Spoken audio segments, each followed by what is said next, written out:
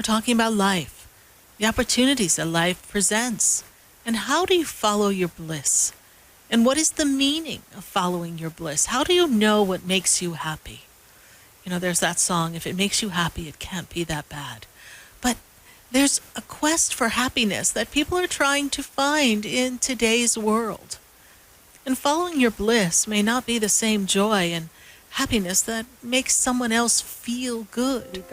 Some people will actually feel like they're in this energy of connection of the divine and be totally thrilled to be in the energy of nature and a butterfly. And to someone else, that would never make them happy. They're just like, whatever, it's outside. And they have other things that excite them and make them feel enthusiastic. We're all on our own personal journey. And now more than ever, it's so important that we follow the energy of our relationships and our hearts and our connections that fill us. Just think how you can make yourself happy.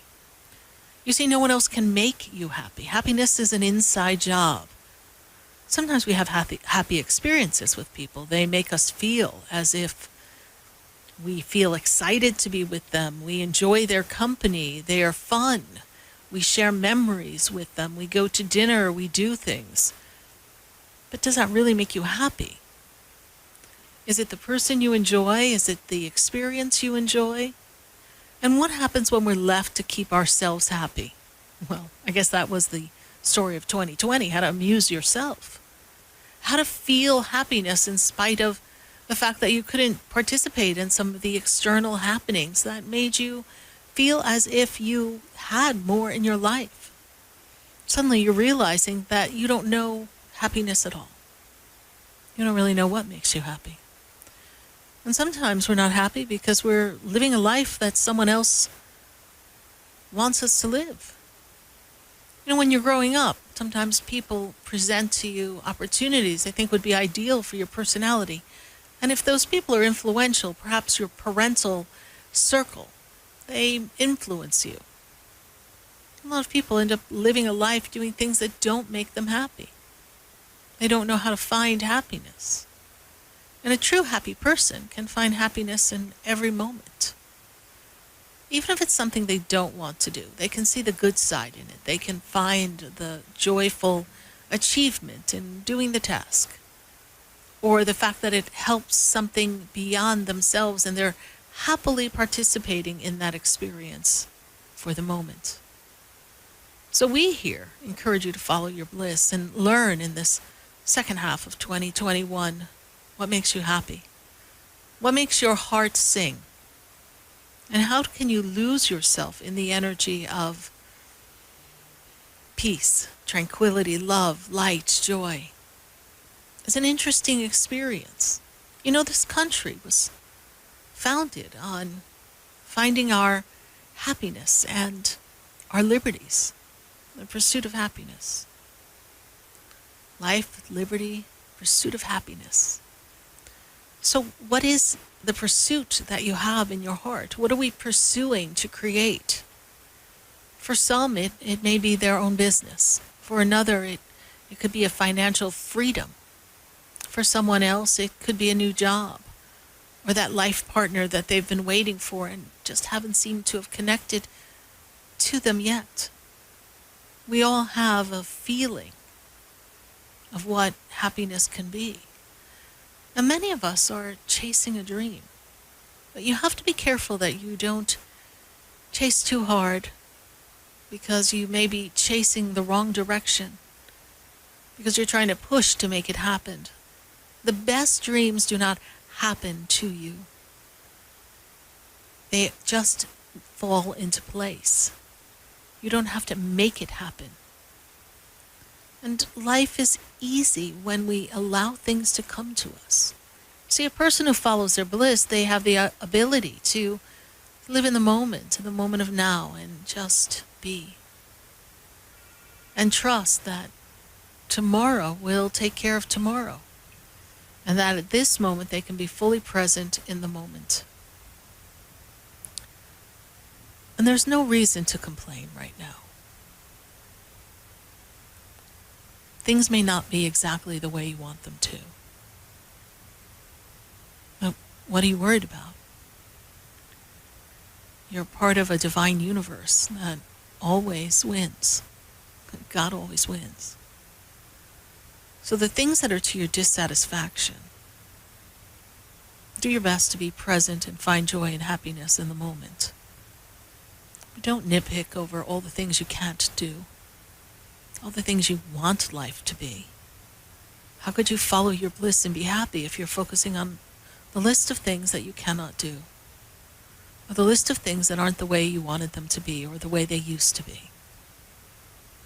We have grown adults complaining, but you're breathing, you're alive. And you can create peace and tranquility and happiness and joy within yourself, within your own immediate circle. You don't need all these distractions. They're great, and they'll be coming around when they come back. But for now, this is God's wake-up call for you all to recognize that it's not important all the different things that you were doing. What's important is how you're handling and what you are doing in this moment. And how you're being true to yourself and honoring the voice inside. The person who has the greatest joy right now is the person who knows how to be in solitude, or who understands silence and doesn't need a parade of people and conversations and mindless chatter. The person who's happy now is the person who recognizes that the things that are out of their control, they just need to surrender and stay true to themselves and trust that God's got our back. The universe will never let us down. We're part of a great universal plan. And God's plan and man's plan, two different plans. So what story are you signing up for? You need to sign up for the story that brings you happiness, joy, harmony, love, and share love with people, with individuals all around you.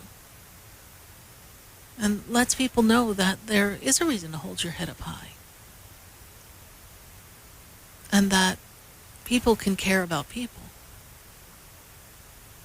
And that it's okay for people to agree to disagree. We don't need to condemn someone for their stance. In the end, it's all going to work out. In the end, it's up to you to make yourself happy. And if you think that going to all these different places and doing all these different things in crowds of people were really bringing you happiness, then you're going to look a little deeper. Look at when all of that was done. How happy were you when you stood and looked in the mirror and had to entertain yourself? And what did you have to bring to the table? Were you bringing authenticity? Or were you whining over how things have changed? The world is changing. We know that. And we can't help but wonder what's going to happen next. But if you were to fast forward in your life, and maybe we all should give this thought, if you fast forwarded to your life and you looked at the next 10 years and said to yourself, if I had 10 years, what would I do differently than I've done in all the years that have already passed? And how would I feel? And what would happen to make me feel happy? And then back it up and say, if I had a year, what can I do in this year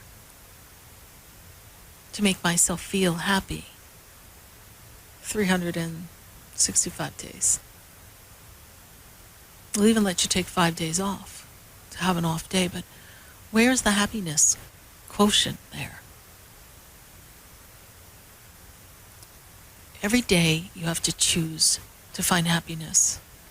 You have to choose to be living in the moment, live in the present energy of where you are. And the things that are not to your liking, you have to realize that this too shall pass and let it roll off your back.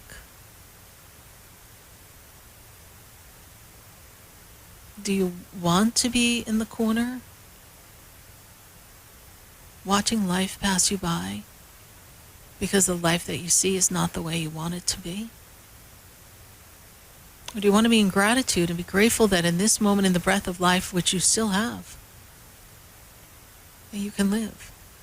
You know, I saw a post of someone, just when I was going live here for the show, when we posted on our Facebook page, I saw a post that someone had made, and, you know, he's traveling around the world just wanting people to appreciate a smile. And he's been through some great, great loss. And he's been through the loss of a child. He's been through some brain injury. He has cancer. And what he chooses to make himself happy is bringing happiness to other people and putting a smile on other people's face. And helping them understand the importance of a smile.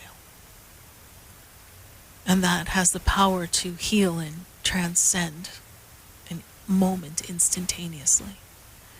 Change it to something different than it was. It's like that serious moment when someone just cracks a joke, just breaks the ice, right? So when you think of that and you look at that individual, who I have the utmost respect for him,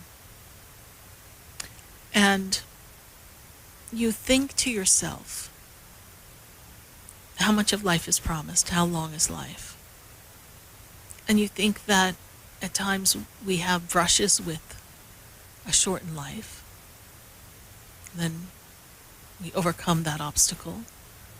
But it creates an awareness. Do you need to overcome a major life-threatening obstacle to find your happiness? Do you need to overcome something tragic to stop complaining?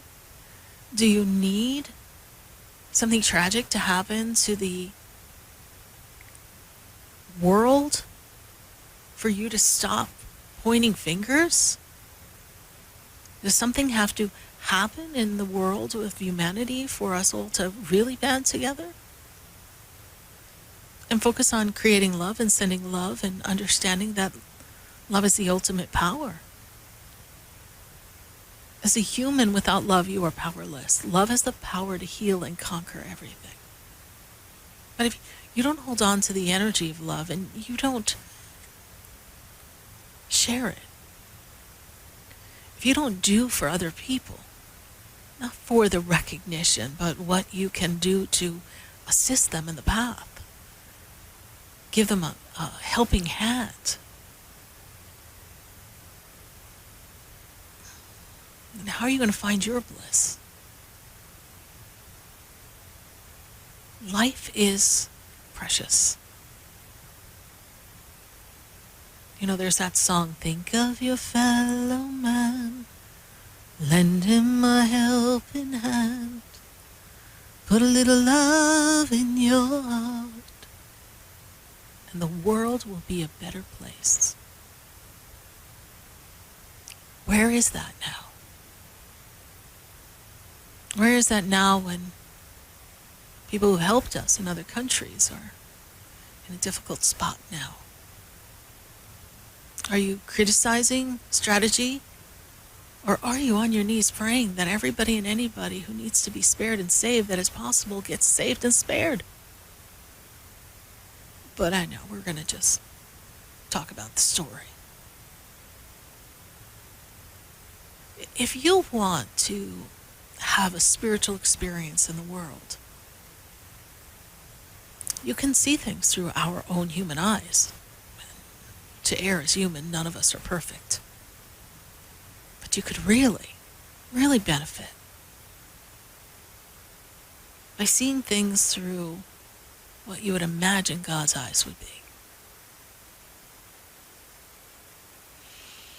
and understanding that everything has a divine order and a divine way, and some things just can't be helped. And yes, hindsight is 2020, and I'm sure a million people could write a million reasons on my Facebook post why different things could have gone differently in any circumstance and story, be it from 2020 to 2021, any moment in history. We could all look at it and say, what would have happened if? But that's not what happened. How do we get from where we are now to where we ultimately want to be, which is love, light, and peace? And I know we have listeners all across the world, but being in a great country like America,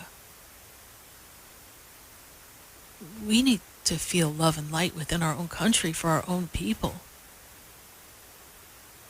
and have respect for each other in order to really be of any service to any other country.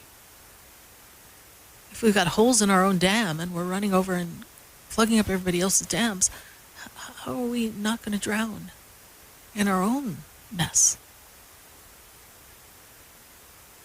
And it's not all about what's going on the outside. It's about what's going on the inside with each one of us.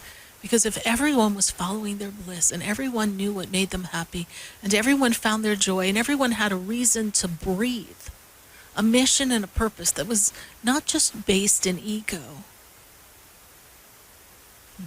we would all be in a different place. And it's a journey. So some people are at different levels of all of that. And that does not mean that anyone is greater than another.